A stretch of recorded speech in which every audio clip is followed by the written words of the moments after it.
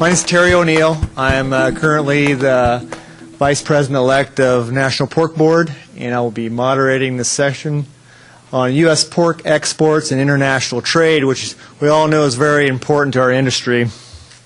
I would ask a little bit of housekeeping to have your phones on vibrate, please. And when you have to take a call, please step outside. Ready to start. We're going to go ahead and introduce our first speaker. Becca Nepple.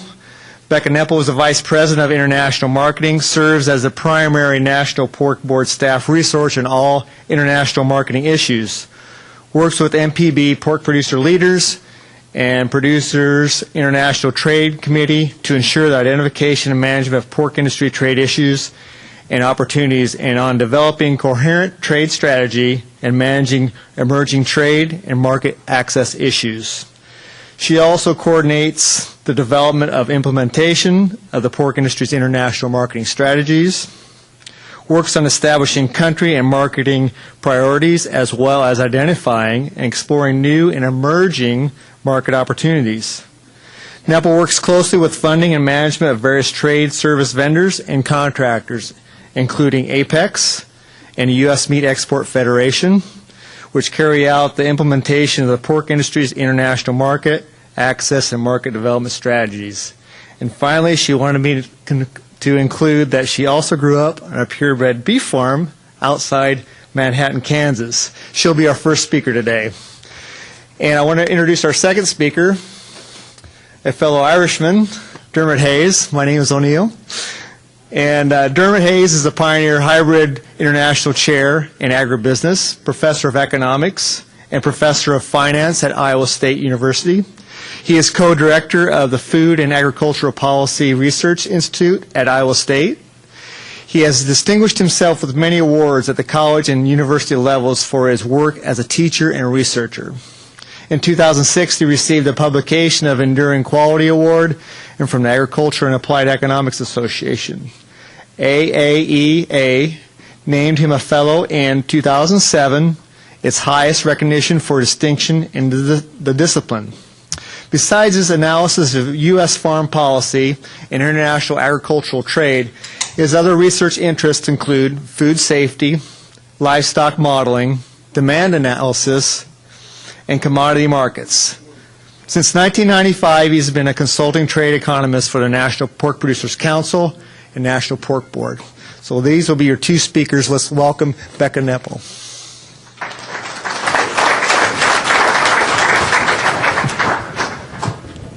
All right. Well, I am probably the boring part of this presentation. Your next speaker is going to be the exciting part.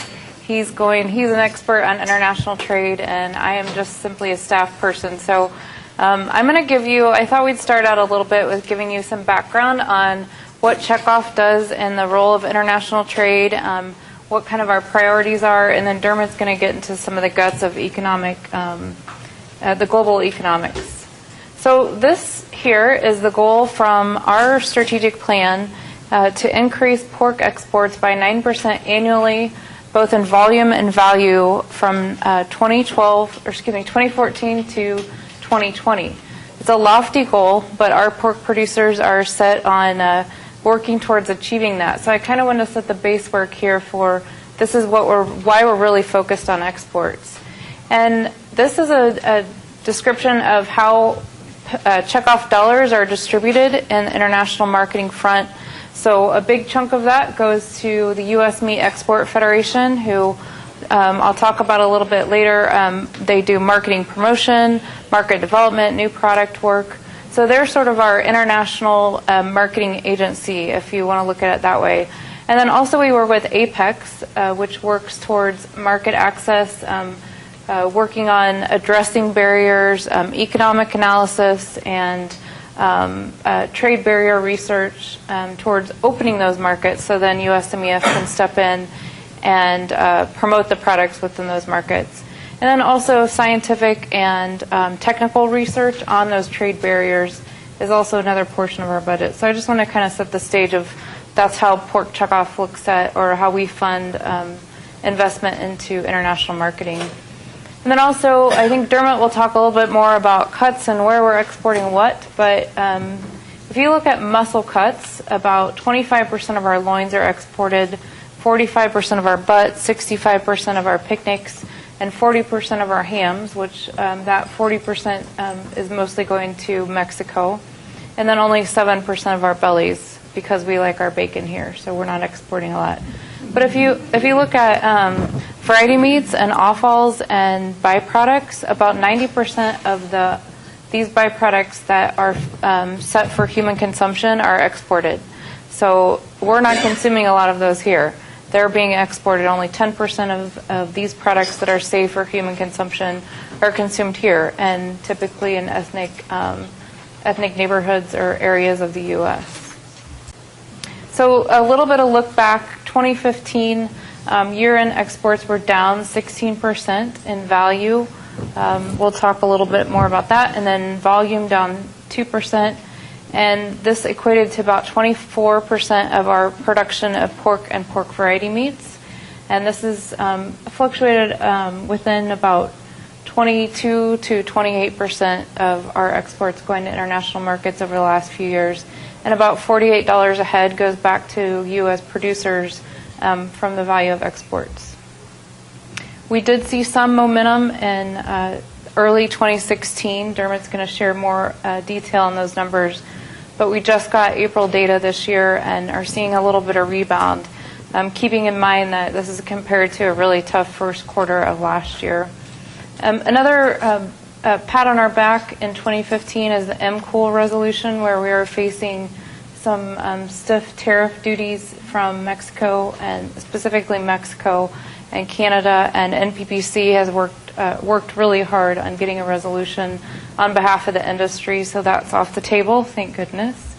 And then we had a lot of plants for China relisted that were delisted, plants and cold storage facilities, so there's more eligible plants, and Dermot will talk more about China. He's our China expert. And then TPP negotiation results were positive, so we have achieved a lot of great opportunity in TPP should it be ratified and implemented in our timeline. But certainly NPPC and our industry worked really hard on getting what pork needs in that negotiation. So looking back a little bit, the West Coast port situation in early 2015, late 2014 really was a challenge in that we had a lot of products stuck on the coast that either it was destined for fresh export to Asia and had to be frozen, so at a lower value, or it had to go back on our domestic market. You can imagine our exporters lost a lot of money over that situation. Plus, we lost a lot of trust. We like to tout ourselves as a high-quality, very consistent product, reliable source of pork. And so now that we've lost some of that trust, we have a lot to rebuild in some of our customer markets.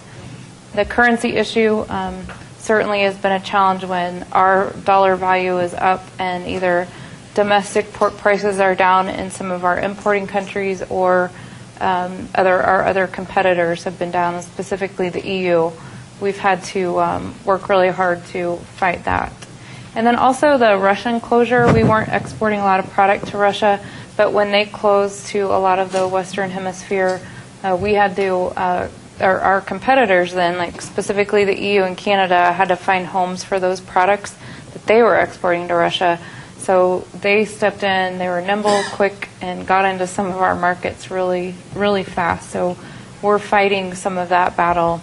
And just a steep competition overall. We were the global exporter of pork, and now the EU has stepped up and is now the global exporter. And then other countries such as Brazil, Chile, even Mexico are now becoming more competitive with U.S. for pork, for worldwide exports. And then, as always, tariff and SPS, so sanitary, phytosanitary barriers, so tariff and non-tariff barriers to pork are always a challenge, and NPPC and Pork Board's Science and Technology Department work really closely on addressing these, determining the impact of these barriers. So not only tariff as in duties, but also with some of the political issues that might be non-tariff barriers, as well as the scientific issues. So looking more positively on the opportunity, market access and development, as we've talked about, the TPP, the Trans-Pacific Partnership, will be a great opportunity. Other opportunity and development and access that NPPC works on. We have access to almost every country we could, but it's very limited. So our goal is to have unfettered access to all those countries that want and could import U.S. pork.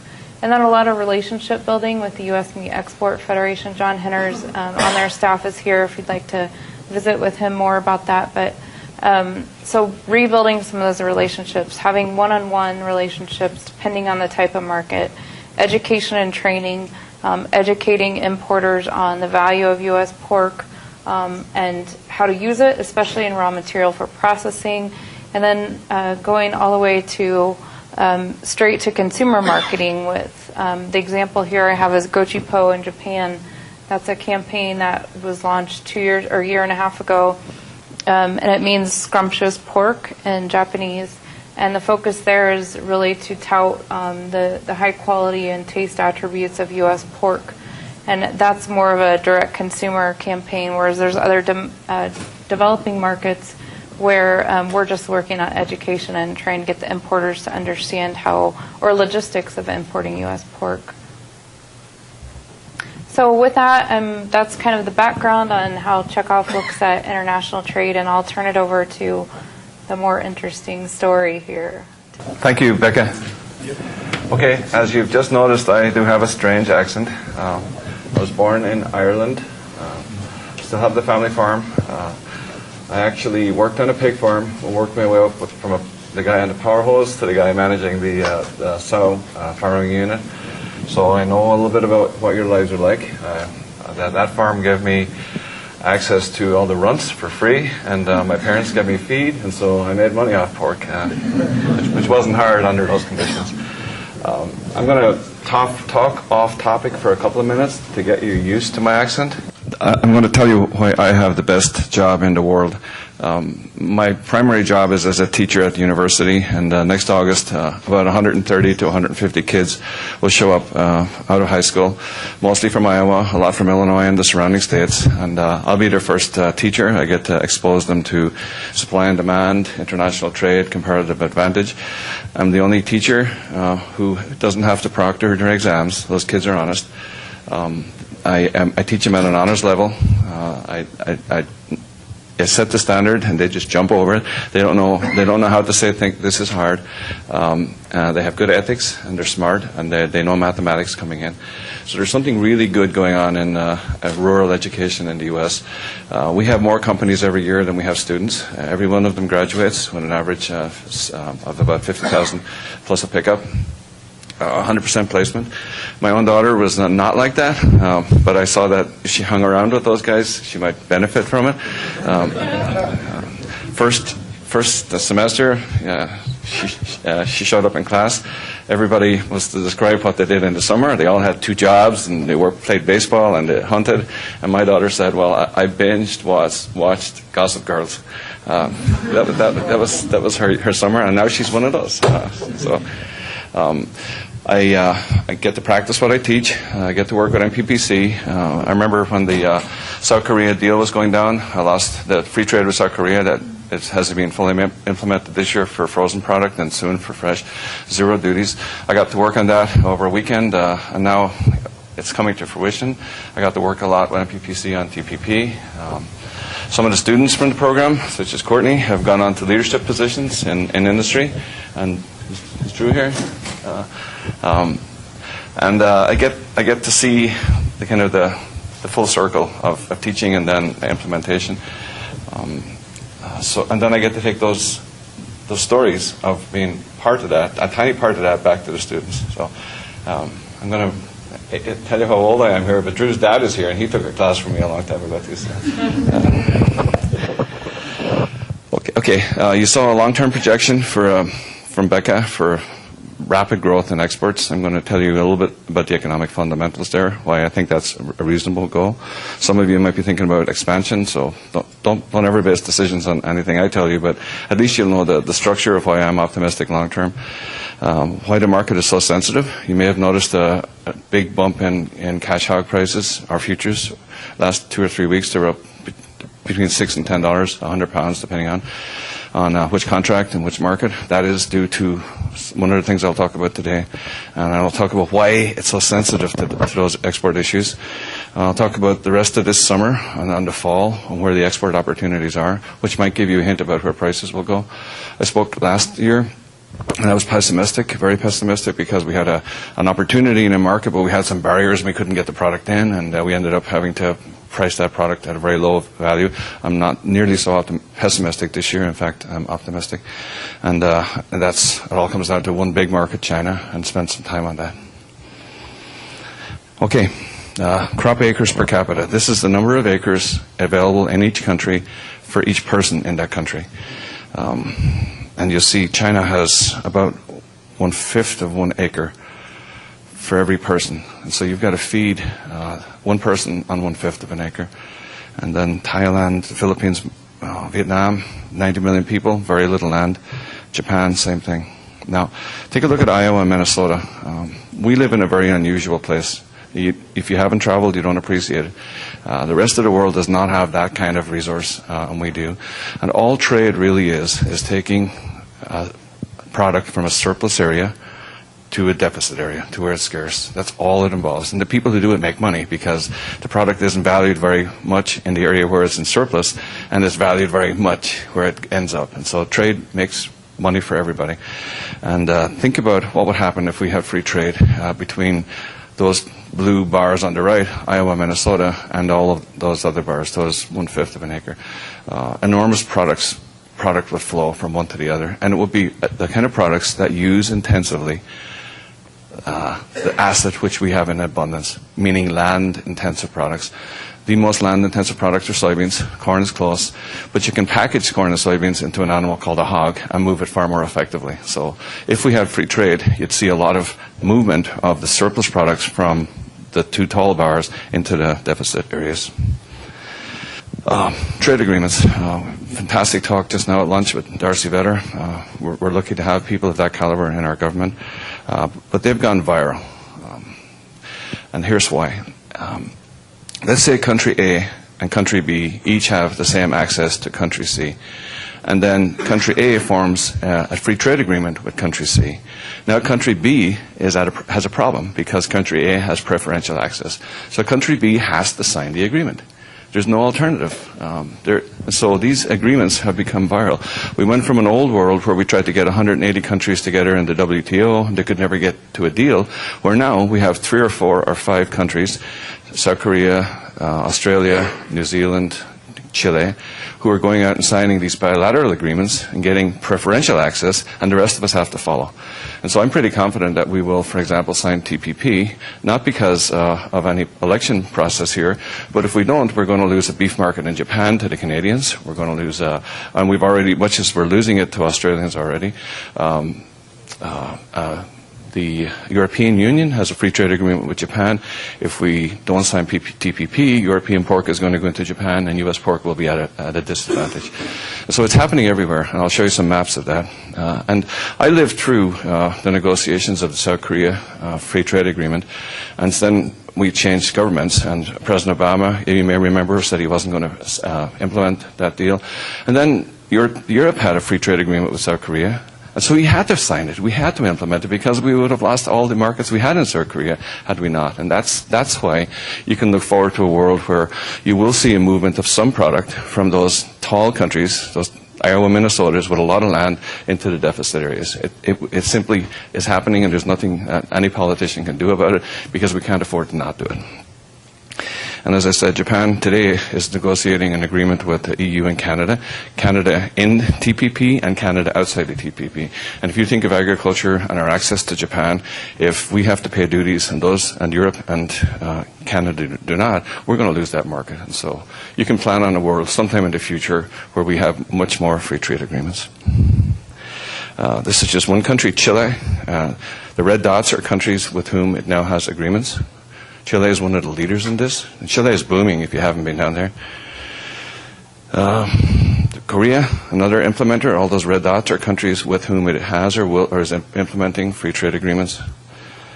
European Union has become active in this. All those red dots. No, I want to stop there. I think I've convinced you that we have land.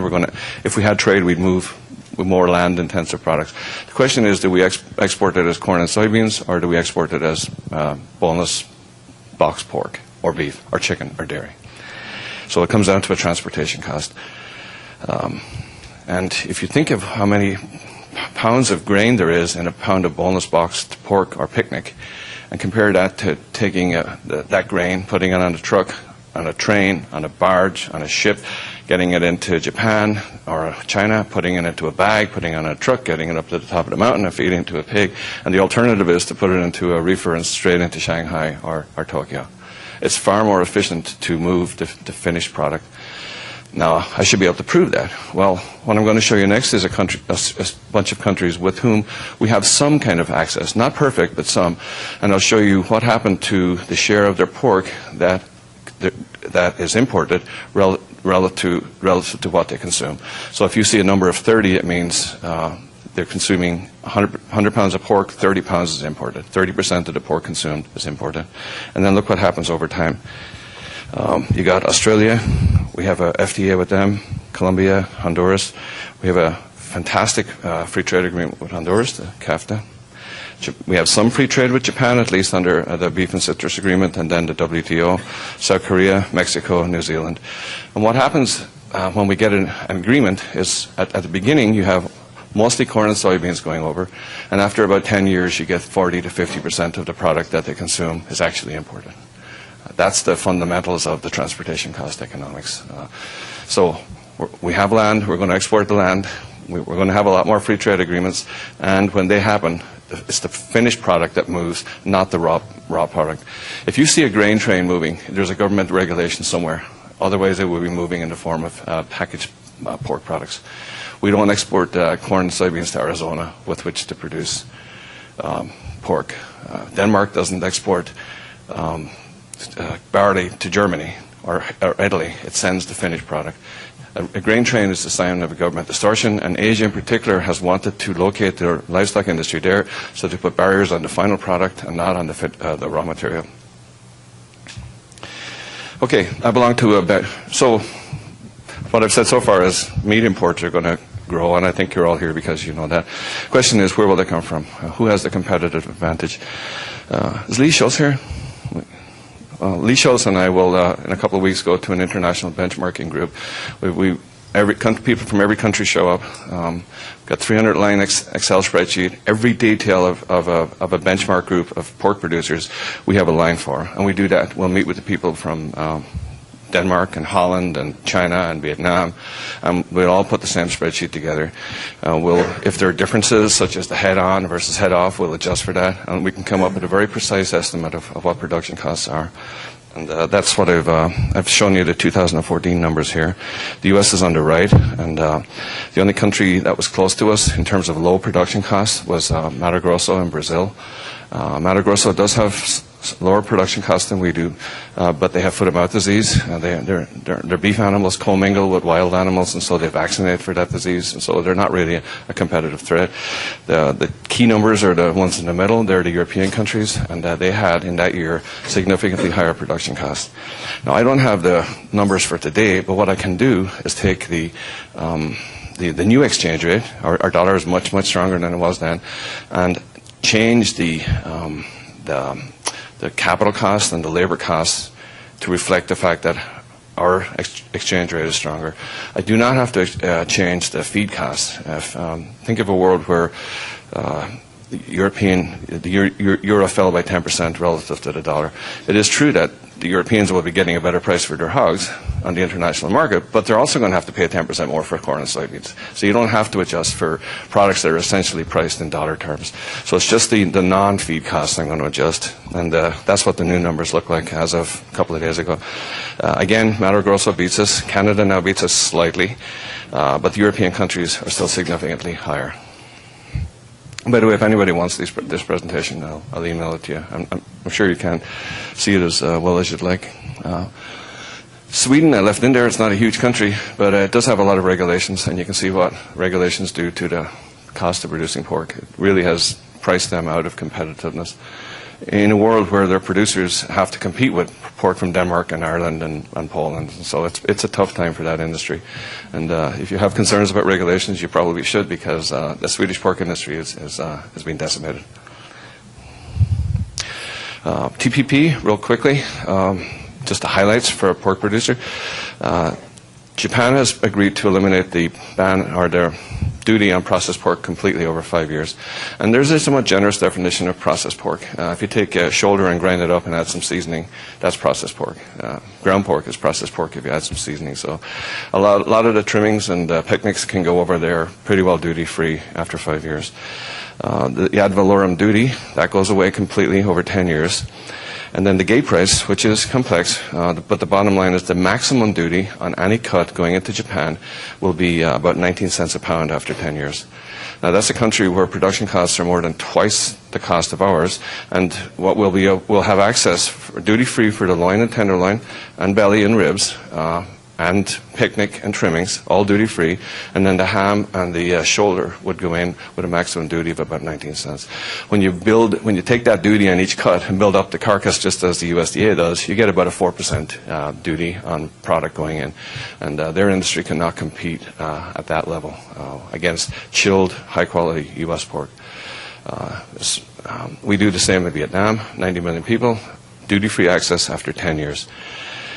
Vietnam is a humid, hot country. Sows do not do well there. They have, I think, about 11 pigs per sow per year because of the heat. It would be like every month is August. They import their feed. It's a tropical country. They should be exporting tropical products and importing their pork, and we have duty-free access after 10 years. And then Malaysia, 40 million people, half the gross national product in that country are ethnic Chinese, and they love pork, and they're going to have access to it. So it's quite an opportunity. Okay, now, why does the market respond so quickly to a change in exports? This huge economy in the U.S., you got 350 million people. Why on earth does a little blip? I can remember once we sent, South Korea had a foot-and-mouth disease problem. We shipped them 30,000 tons, and U.S. prices went up $10. I can remember when 2008, this summer, China had a blue ear, or Chinese purrs, and we shipped them about 5% of our product. Market went crazy. Why is it that that's true? Why is it so sensitive to changes in exports? It's because the U.S. consumer is completely predictable. I might barbecue today, maybe you don't. Maybe we'll have barbecue weather today and Illinois won't. But on average, we're very, very predictable, and we respond very predictably to price changes. Elasticities, if you remember your 101 class. And U.S. pork production can pretty well be predicted in advance. Now, we do have diseases, and you can't predict those. But if you look at the USDA report and we do not have a disease, then you can pretty well predict how much pork we're going to have in 9 months or so. And the futures traders are good at that. And so they know where prices should be, and if it wasn't for exports, prices would be very, very stable. But what happens is you get these shocks, the 30,000-ton shock in Korea, and we have this perfectly balanced market. And where are we going to get 30,000 tons in a hurry for? Well, you got to kind of get it from a U.S. consumer who can get them to buy more chicken or more beef, and that takes quite a significant price adjustment. I've done some analysis, a T-statistic of 20, so I'm pretty confident about this. For every million in exports, the carcass goes up by about 7 cents for the 6 weeks surrounding that. It means that if you had $1 million in exports, you'd have about 880,000 increase in live hog prices. So it's almost to the point where U.S. pork producers could take pork off the market and give it away free because the price response on the backside would compensate them for that. Extreme sensitivity. When I broke it out to muscle meat and variety meats, it was much more sensitive to variety meat exports than muscle meats. An example of that, until recently, we were using a lot of the hind feet for rendering. But when China is open, that market can sometimes be $1 for one foot. So you go from a hind foot worth almost nothing and up to $1, and you can see that you're adding value where no value existed in the domestic market. Again, you get extreme sensitivity to exports. Okay, that's my picture to summarize the two. On the left is the domestic market. Two sumo wrestlers in balance with each other. Right? Big guys, but that's a fair fight. And then on the right you got a mouse that's about to scare an elephant. And the mouse is the exports. And the mouse can have a huge impact on that elephant while the two sumo wrestlers are kind of at equilibrium. And that's the mental picture I'd like you to take home of why exports can have such a shock. How are we doing today? Let's see if I can move over here. This is our export statistics, January to April. And this excludes processed pork. It's just pork and pork variety meats. It doesn't include Spam or Johnsonville sausages. About even relative to last year on total. We're down in Mexico. Mexico is an oil exporting country. They're going through a weak currency and a slow economic period right now because oil prices are low. We're low in Japan, in part because on the European side, they're sending frozen product in because they have a surplus because of Russia. And on the Chile side, apparently we lost some of our credibility with the port strike, so Japanese importers are buying some Chile product from Mexico and Canada. Europe cannot get Chile pork into Japan, so we're the dominant supplier. China. This was the frustration this time last year. In 2014, first quarter, we had 116,000 tons. 2015, we were back off to less than half that, and now we're right back up to where we were at 114,000 tons. I'm pretty optimistic about that market, and I'll document that later. But you can see it's up 117%. If you scan up and down, if we hadn't had that China surge, we would be in big trouble right now. And I do want to compliment some of the people in the room who got us back into that market. It involved packers, producers, U.S. government, a National Pork Board, especially NPPC, and NAMI, all of whom worked together as a solid team and got back into that market. It was frustrating last year because we were out of it. Now we're almost, I think, according to 65-70% of the plants are back in. So that's a huge opportunity. Canada is a big market, but it's pretty stable. Hong Kong is really a city in China, and so that's up as well. South Korea is down, but they were up a lot big last year. So if you compare 2014 and 2016, we're about stable. I've been to South Korea. South Korea and Japan have the world's highest pork production costs, and this year we have duty-free access for frozen product, and we'll soon have it for fresh product. Can you imagine what's going to happen when that occurs, what the volume of trade, and the benefits to Korean consumers of having pork at 1/3 of the price? Australia, Colombia is another oil country. We had a surge in exports there, and because it's an oil exporter, their currency is weak and the economy is down. I do want to mention something about Colombia and how important some of your dollars are. We were not allowed into the Colombian retail sector because they have trichina. They assumed that we did, so we had to test. Well, if you go to the back of a packing plant, how do you know which line you tested, right? So you'd have to, it was impossible. So we couldn't get into the retail sector. And PPC pushed and got access into that market, got them to remove that non-scientific barrier.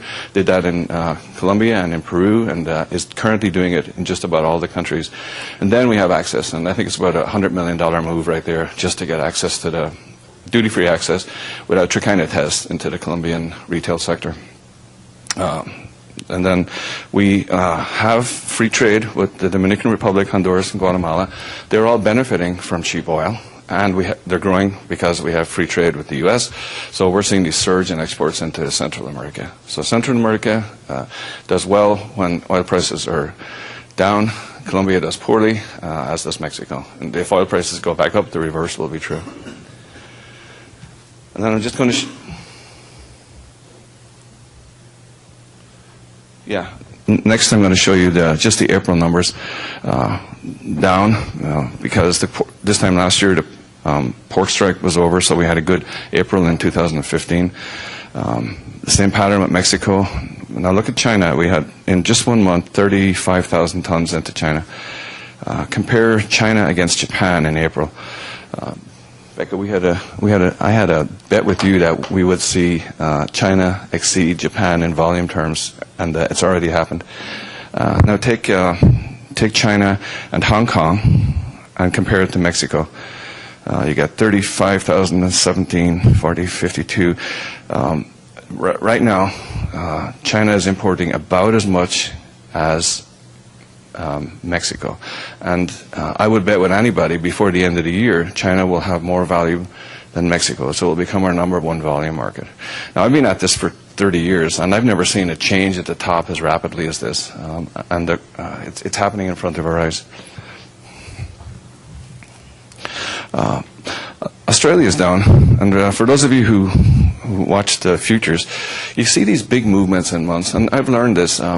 Where pork is used for processing, in Australia, for example, they look at our forward curve. That is, they'll compare June hogs with October hogs. And they can buy whenever they suit because they're going to put it into a freezer. And when our forward curve is up, they buy, and our forward curve is down, they hold off. And so right now we have very expensive hogs for the summer, and we're predicting inexpensive hogs going into the fall. And so we're not seeing a lot of exports into countries where the pork is used for processing because they know if they wait, they can buy it cheaper in the fall. So what happens is their coolers fill up when our forward curve is pointing up, and their coolers empty down when our forward curve is pointing down. So you get these big volume, big changes in quantities. Okay, now I'm going to move to the short-term opportunity this fall. This is March 1 market hogs. We had the PED outbreak right here.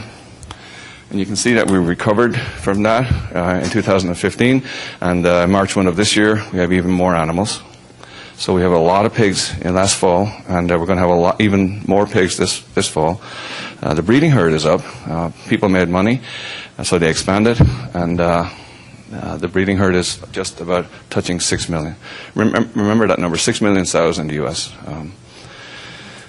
Okay, so we have more pork. I'm going to just focus on, this is LMIC predictions. I'm going to focus on 2016, and I'm going to look at the fall. So we're looking at these are numbers of animals, these are the weights, and then this is the total production. And we're going to be about 1% up over last year, and last year we were about 9.8% above the previous year. So you got, taking the fall quarter, last year we were up 9.8. It was hard to move that pork. Prices had to really nosedive. This year we're going to have a little bit more. Now I'm actually a little bit more optimistic on weights. I don't think weights will fall. Weights would normally fall if feed prices are high. I think once we get past July, feed prices will moderate once we realize we're going to get a crop. And I think I'm more optimistic about prices than the futures market. So with a little bit higher prices and lower feed costs, I think we'll have even more pork available in the fall than we expect. This is an Iowa State projection. What Lee does, my colleague, is he takes a kind of a traditional farm-to-finish farm, looks at feed costs, looks at traditional productivity, and backs out what the profitability is. In January of 2009, we were losing money. Last fall, we lost money. And then he uses the futures to project forward. He did this on 6th of June, and we're supposed to lose money this fall as well, which is why those weights are supposed to be off. And then we had a good run here. I think his numbers are a little bit high, his production costs. And the best I can give you is an anecdote. I had to park about a mile away to get car park here. And I got 4 kids, and they're all into cars and trucks, which I have to pay for. So I know quite a bit about the cost of the vehicles you're all driving. And I didn't see a car out there that was worth less than $30,000. This is a rich group of people. So I think he should adjust this. There's been more money in pork than I thought. I saw a lot of $50,000 pickup trucks on the way in here. Now we got expansion coming, and it's not. If you think about it, it's not unusual that producers are doing the packing plant expansion. Packers like there to be scarcity of shackle space because they make more money then. So we have several producers who are expanding, and this is Lee's numbers, and he would reckon that. Remember, we have about 6 million sows. If we're going to meet the new capacity, we're going to have to add about 500,000 sows, almost 10% more production. Sows are increasing their productivity at about 3% a year, so you have almost 10% more sows and 3% productivity. We're going to have a lot of pork under current conditions if we're going to use the capacity of these plants, and you've got to assume the producers that are building them are planning on expansion so that they can have them. So it's a good thing that there are long-term and short-term export opportunities because we have more pork this fall and we're going to have more pork moving forward. Okay, now the punchline here. Why am I optimistic? Last year I was very pessimistic. Last year we had flood of pork from Europe. We had just lost access to Russia, but also to China. And we had this wall of pork coming at us, and my argument is we either get back into China or we have very low prices. What happened was we had very low prices. We had to price the pork to really push chicken off the shelves, and that's an expensive thing to do. This year the opposite is true. The combined efforts, and I hope I mentioned MEF in that combined efforts of the entire industry, we're back into that market. Some of you made production changes, others at your feed mill, all the way back to the feed mill, and now most of the big packers have at least one plant that's back in that market, and some of you are getting a premium for those products. So that was last fall, and now we've fixed it, and then I'm going to show you that the incentives are in place to move the shoulders from here this fall into China. And this is where I get the incentives. This is weekly live hog prices. Red is China. You got U.S. in blue, Germany is kind of a gray, and then Spain, which has become a huge exporter, in yellow. And all three of the prices in U.S., Germany, and Spain are identical right now at live hogs. Now, the Spanish and Germans are getting a much better drop credit because all of the variety meats from those countries is eligible for China, and we're not quite there yet. But look at what happened to the Chinese prices. They are $1.40 a pound live. That's because they killed off about at least 6 million sows, probably twice that many. Remember, the U.S. has 6 million sows, and so China killed off at least that many. And so there's a scarcity. Now, what do you do when you're killing sows? You got when you first start to kill, you got all this sow meat, and so things get worse. And then sometimes that's going to turn, and now you're going to want to keep gilts. And what happens to the supply of pork when you keep all the gilts back? Then things get worse. And so you can see where the Chinese prices are climbing, and there's an opportunity for product from the U.S. To move into that market this fall. John, good question. They were at about $9.50 corn, and then they changed that policy about 3 weeks ago. I believe they're at about $6 corn right now. But the Chinese government was propping up the corn price for the domestic corn production. Whenever corn prices went below $9.50, they step in and buy it to push the domestic corn price back up. That was how they convinced the corn producers to use scarce land to grow a land-intensive product. They've just changed that policy, and fascinating. And apparently they're going to replace it with a decoupled payment to corn growers, which means Chinese corn acres over the long run should fall. So I'm guessing they're at about $6. So the difference between the red line and the blue line has never been higher. Now, last 2 times that difference occurred, they stepped in and bought about 5% of our product, which would be a huge fall. And there is a duty and there's a discriminatory VAT. Together they add up to a little bit less than 30% to get product in. But at that kind of price difference between, let's say, 60 and 140, there's an opportunity for product to move. And we do have most systems with access back into that market. I'm not the only one to figure this out. That is why the futures markets has popped up by $6 to $10 per 100 pounds over the last 2 or 3 weeks. The other thing about China is that it has an impact on the drop credit. Those hind feet that I mentioned, if we don't sell them to China, they're rendered. And a lot of the value of the front feet shows the same impact. So this was our drop credit per 100 pounds as we had more and more difficulty in China. And you can see now the drop credit is growing, and that's where it normally is, way up here. And so we're going to climb back up. One of my friends is the economist for the German pig farmers, and they didn't know what a drop credit was until they got access into China, and now they call it the 5th quarter. And he said they added $10 an animal with just the drop credit when China came in and bought the variety meats.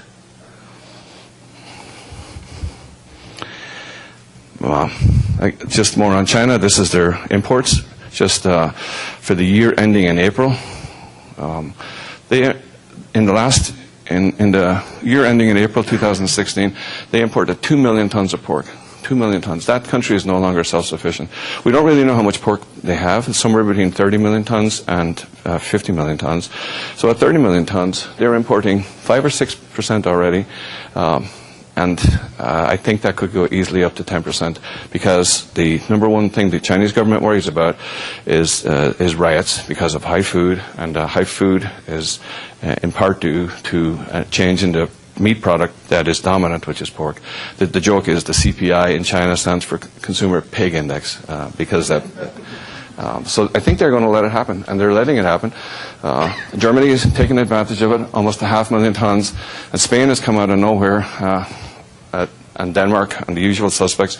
And then look at the percent changes year over year in everybody's exports to China, except the U.S. And now we've got that problem more or less resolved. And so I think that will be the market that sets prices this fall, and it's big enough to where it can take that extra production. We didn't have access to that market last year, and we had to take it in the nose in terms of prices rather than keep prices high. How long will it last? Well, there's an academic literature on the pig cycle, because that's what's going on in China. It's two good years, 2 bad years. So, you know, what's happening right now, they're keeping the gilts back. They'll turn them into breeding animals, and 3 months, 3 weeks, and 3 days, and then 5 months or 6 months later. And that's the process, and it's about a 2-year cycle. So the market will be good this fall. That should stay around for a year and then start fizzling out as their production comes back, and it'll be over with in about 2 years, if they continue on the usual cycle. As I mentioned in response to John's question, part of it is the government's silliness to protect corn prices, to protect corn growers, which in turn ruined the productivity of their pork industry. Now, you remember when we had an import duty on steel, and then we had some trouble making cars? I mean, everybody does this kind of thing. But also, they used to have 30 to 40% production from backyard. Nobody wants that. The government doesn't want it. It's unsightly. It's unsanitary. So they're just wiping that industry out as well. At first, those of us who said that Chinese sow numbers were down were told you were wrong because the meat prices haven't fallen. Well, that's what happens when you get 6 million sows flooding the market. Now that that's kind of disappeared off it and people are keeping gilts back, we're seeing that price increase. And then, as I said, if rebuilding occurs at a normal rate, we'll get it back in 2 years. So will rebuilding occur or not? Will the government step in and protect the pork industry? Nobody knows. That's why if you're going to expand, you have to do it at your own risk. But I will say there's a problem in China that I'm going to call the pigs in the river problem. You may remember some media reports in Shanghai, which is an ultra-modern, beautiful city. They had sows floating down the river, hundreds and hundreds of them. That was because it was cheaper to push the sows into the river than it was to incinerate them. That was a bad move on behalf of some pig producers who were upstream. And when they did that, I think they lost a lot of political support and moral support. But there's more than that. I mean, the environmental systems aren't great there. The odors can be bad. A lot of the pigs are near people. And so I don't think the pork industry there has nearly as much support as it does here. And that's what will be the determinant as to what happens next in that country. The province where the pigs came from, they closed 70,000 farms that were producing about 5 million pigs a year. Shut them down. And Courtney, these are thanks to you. Remember I told you that was really useful information. That's where this is all your stuff. They also have a ban on livestock production near markets and near freeways. The problem with having over 1 billion people and a couple of 100 billion pigs and birds all touching each other, you get a new flu every year and a new livestock disease every year. So they're trying to get rid of that by moving the pigs away from markets and freeways and people. And then very strict new regulations on what they call scale or big farms, which somewhere between 300 and 500 pigs a year. They now have to implement tough environmental regulations. For those of you who've not been to China, I recommend you go. It's the most capitalist country in the world. And when they want to do something, they do it. This is again from Courtney, but this is a picture of a hog farm that happened to find itself located in a place that they didn't want it to be. They went in and destroyed it. And these black dots are areas where they no longer want a pork industry because they're too close to people, or and there's a lot of those. So you've got a new regulation that says keep the pigs away from the people, keep them away from the roads. The question is, where are the pigs now and where are the people now, and what will happen if as they implement that to try and push the industry to the west? Okay, that's where the people are. Can you get a mental image there? There's nothing out here. Shanghai, and then Beijing, Tianjin. Did I say Shanghai? I meant, sorry, excuse me, my bad. Sichuan, Shanghai, Beijing, Tianjin. Yeah. A lot of people here, a lot of people here. And then we're going to move the pigs away from those, and guess where the pigs are?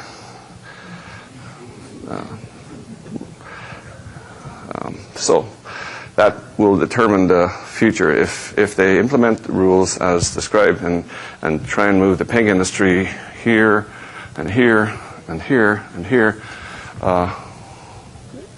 you're going to have to destroy a lot of the existing infrastructure and build new infrastructure into places where it doesn't exist. Maybe because of the lack of political support, they might just allow what to happen to China, what happened in Japan and Korea, and other countries, and that is import 30 or 40% of the pork production. It could happen. That's why it's exciting to go there and to learn. And that's a new city that's emerging over there. That's over 1,000 miles long, and until you fly over China, you don't believe it. The rapid pace of modern and development. So remember all those people? That is just one big city, and under the new rules, there will be no eligibility to produce pork there. So I'm fascinated with it long term, and I think short term I'm pretty confident that for the rest of the year that market will dominate our prices. Bottom line, I think the long run opportunities are enormous. If anybody disagrees, please tell us now, because don't want people walking out of the room without hearing the counter example. And that's particularly true if we implement these trade agreements. It's not a coincidence that our pork is flooding into Central America. We have a free trade agreement with them, likewise with Australia, South Korea, Colombia. We're going to, I think, have a free trade agreement with Japan, Vietnam, Malaysia in the very near future. I think we'll have ample supplies this fall and a ready market for that product. I forgot to tell you why I have the best job in the world. I have tenure. That means that I can say anything I want. Everybody else has to be real modest. Nobody, the non-tenured people, they can never go out on a limb, because if they're doing the wrong, they lose their job. Well, I got tenure, so I just have to not show up next year. I think the Chinese pork industry has damaged its reputation. You decide. Please read the media. You made the call. And I will say that if this is right, and we do have a reliance on China going forward, there is enormous risk. We have, any day now, you could have a war break out in the South China Sea over some disputed islands. Can you imagine you've got 30% of your pigs waiting to go out to that market, and then suddenly it shuts down? We have a steel dispute with them right now. We have a chicken dispute. They have an anti-dumping and DDGS. Some of the people in their Ministry of Agriculture are very concerned about self-sufficiency, as was true in Japan. And then there's the Trump factor. We could have a trade war. Who knows? I mean, nobody knows what's going to happen this fall, or even moving forward. But if we do rely on the kind of free trade principles that I and others teach, and free markets, I think there is a real opportunity, but it's a very, very risky opportunity. And I think if we're going to start taking advantage of it, we have to change the way we market the product. It's not enough to just produce a hog and hope the cash market prices are high. You've got to have some long-term forward contract, because nobody can take the kind of risk that we'll be exposed to if we start sending the kind of proportions of our production into Asia that I expect. With that, I'll stop, and thank you.